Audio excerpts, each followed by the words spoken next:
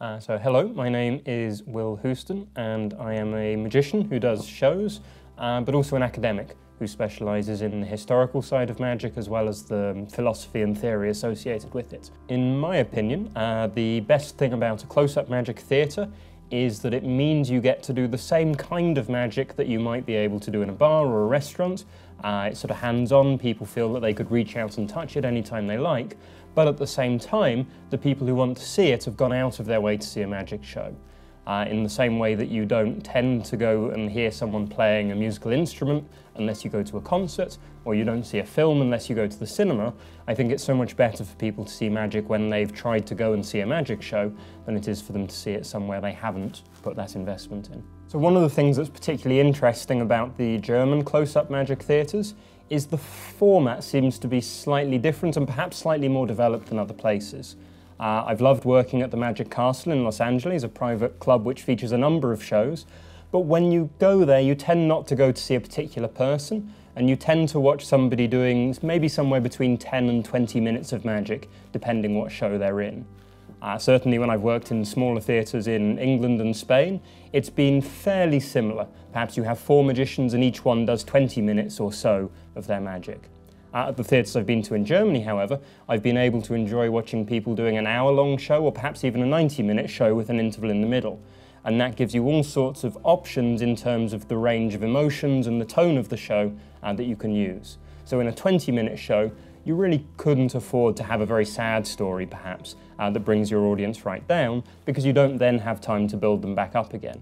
In a 60-minute show or a 90-minute show, you have much more opportunity. You have time to make things quiet, knowing that you can make things loud again, make things sad, and explore a much wider range of emotions with magic, rather than just sticking to the stereotypes of being surprising or funny. One of the other things about magic, which perhaps you can only experience live, which doesn't really come across on television, is the fact that every magic trick has this bit where you see something that you know isn't happening, and yet you simultaneously experience it as happening. It's a very strange sort of sensation, I think, and it's something which really you only get when you see magic live. On television, you don't know what's happened. It's mediated, it's been changed, you've no idea really what happened. But when you see it live, you see it, you know it's happened, and you know it hasn't happened at the same time. And that's a conflict you only get by seeing magic in a live venue. Now, when I say the most famous magician in all of history, there are probably a few different names that spring to mind. Perhaps you think of Siegfried and Roy. Maybe you think of David Copperfield. Perhaps you think of Harry Houdini. Almost certainly you think of Stefan Kirschbaum.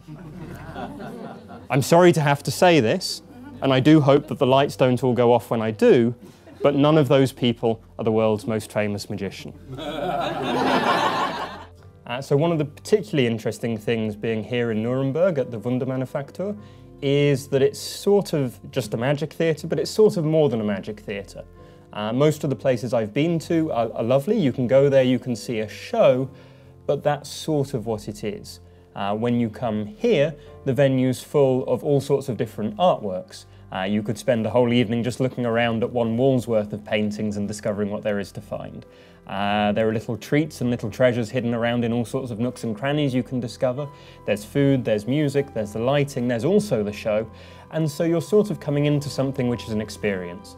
Part of the experience is seeing magic and getting the unique feeling that gives you, but there's another part to it which is the hospitality and the atmosphere of the whole place, and I think perhaps that's a sort of next step, I suppose, in the way magic venues might develop in the future. Alles nur Theater.